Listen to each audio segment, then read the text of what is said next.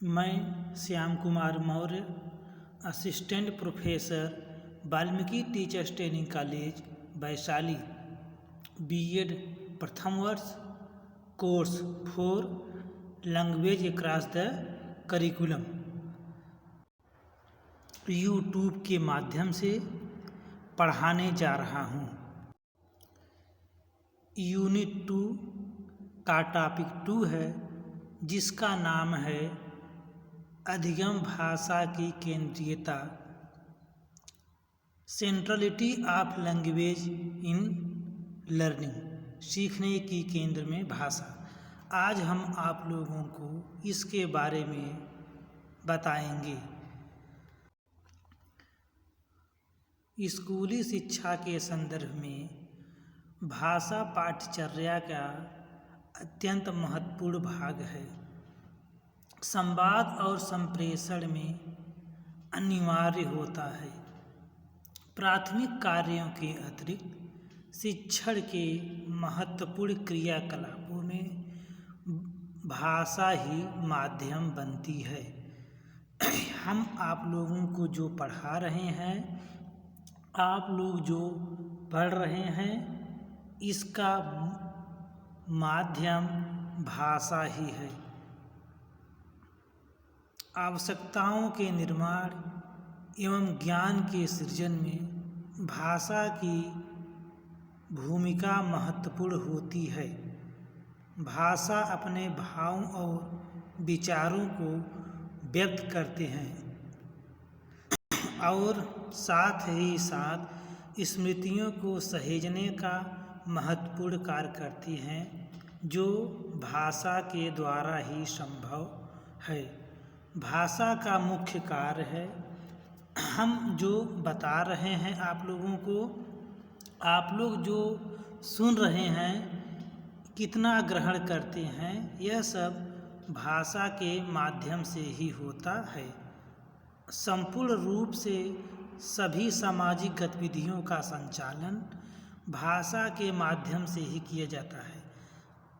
ये जो भी गतिविधियाँ आप लोग करते हैं या सभी लोग करते हैं पढ़ाने के लिए, वह सब भाषा के माध्यम से ही किया जाता है। यदि किसी भाषा का प्रयोग पूरी पाठ्यचर्या में हो तो उसकी पढ़ाई सारे विषय के साथ होती है। यदि हम पाठ्यचर्या को सम्मिलित कर लेते हैं भाषा में, तो पूरी पढ़ाई भाषा के अंतर्गत हो जाती है। भाषा केवल कक्षा तक सीमित नहीं होता, बल्कि विज्ञान, गणित, सामाजिक विज्ञान की कक्षाएं एक भाषा के साथ ही संपन्न होती है। जब हम आप लोगों को भाषा पढ़ाते हैं तो केवल भाषा ही नहीं पढ़ाते हैं, बल्कि भाषा के साथ साथ अन्य विषयों को भी संपन्न कराते हैं। किसी विषय को सीखने का तात्पर्य है उसकी अवधारणा को सीखना, उसकी शब्दावली को सीखना, उसके बारे में आलोचनात्मक ढंग से चर्चा करना और उसके विषय में बहुत सारी जानकारी प्राप्त करना। जब हम आप लोगों को कोई पाठ पढ़ाते हैं तो उस पाठ का मुख्य थीम क्या है, वह आप लोगों को समझ में आना चाहिए, वही उसकी अवधारणा है। भाषा अधिगम के माध्यम के रूप में अधिगम तभी संभव होता है जब विद्यार्थी कुछ कार्यों को स्वयं से करना चाहते हैं और उसके सारे वर्ग के विषय में सोचते हैं। अध्यापक का कार्य केवल विद्यार्थी को मोटिवेशन करना है, गाइडलाइन देना है कि यह कार्य आपको कैसे करना है। सारे कार्य विद्यार्थी स्वयं करते हैं और विद्यार्थी तत्पर रहता है। जो भी कार्य विद्यार्थी को दिया जाता है, इसमें विद्यार्थी कार्य को करने के लिए तत्पर रहता है। जब कुछ सीखने की बात आती है तो सर्वप्रथम भाषा की भूमिका सामने आती है। जब हम कुछ सीखने की बात आती है तो सर्वप्रथम भाषा की भूमिका सामने आती है।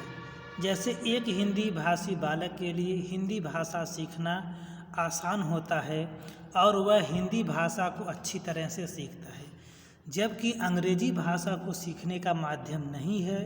बालक परेशानी पूर्वक उस भाषा को सीखता है। जैसे हम सभी लोग हिंदी भाषी हैं, तो हम लोगों की मातृभाषा हिंदी है, तो हम लोग हिंदी भाषा को सीखने में कोई परेशानी नहीं होगी। यदि हिंदी के अलावा यदि उर्दू सीखना हो, संस्कृत सीखना हो, तेलुगु सीखना है, तो इस भाषा को सीखने में हम लोगों को कुछ कठिनाई होगी। विषय अध्ययन के क्रम में स्थायीकरण की आवश्यकता होती है। जो विषय अध्ययन हम आप लोगों को करा रहे हैं, इसमें स्थायीकरण की आवश्यकता होती है कि आप लोग कितना इस विषय का अध्ययन किए हैं। प्राथमिक स्तर पर बालक, सभी प्राथमिक स्तर पर बालक को प्राथमिक स्तर तक का ज्ञान कराया जाता है। जैसे त्रिभुज, आयत, वर्ग की परिभाषा देना, उस आकृति को बताना, इसमें क्या क्या होता है, यह सभी बात जो है त्रिभुज, आयत और वर्ग को प्राथमिक स्तर पर बताया जाता है। भाषा विषय के रूप में हमारे विद्यालय में 3 भाषाओं का अध्ययन कराया जाता है। बिहार के संदर्भ में हिंदी, संस्कृत, अंग्रेजी, उर्दू, मैथिली, भोजपुरी, मागधी भाषा बोली जाती है। प्रथम भाषा के रूप में मातृभाषा का प्रयोग करते हैं हिंदी। हिंदी भाषी लोग मातृभाषा के रूप में इसका प्रयोग करते हैं हिंदी का, अर्थात हिंदी हमारी मातृभाषा है। द्वितीय भाषा के रूप में मातृभाषा और एक अन्य भाषा का प्रयोग किया जाता है। मातृभाषा और एक अन्य भाषा में नंबर 1 पर मातृभाषा हिंदी हो गई और दूसरा उर्दू या संस्कृत भाषा का प्रयोग किया जाता है।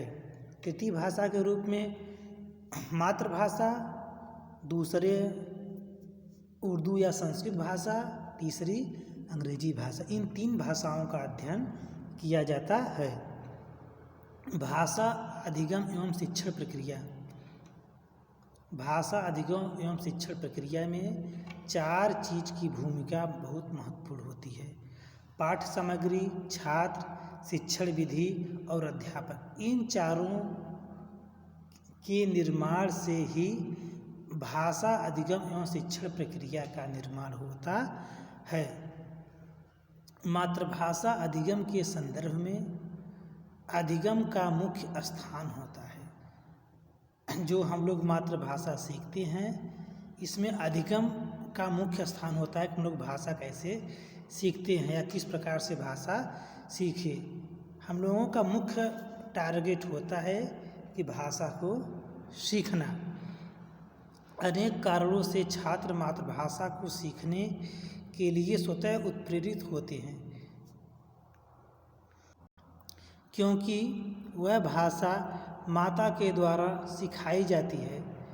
मातृभाषा माता के द्वारा, पिता के द्वारा, भाई बहनों के द्वारा सिखाई जाती है, जिसको कि हम आसानी से सीख सकते हैं। मातृभाषा हमारे चारों ओर उपलब्ध होता है।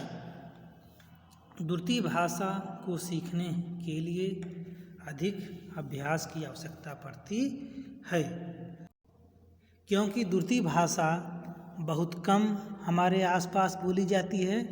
इसलिए हम कुछ कठिनाई पूर्वक द्वितीय भाषा को सीखते हैं। इसी के साथ मेरा आज का टॉपिक समाप्त हुआ। हम पुनः अगले टॉपिक के साथ उपस्थित होंगे।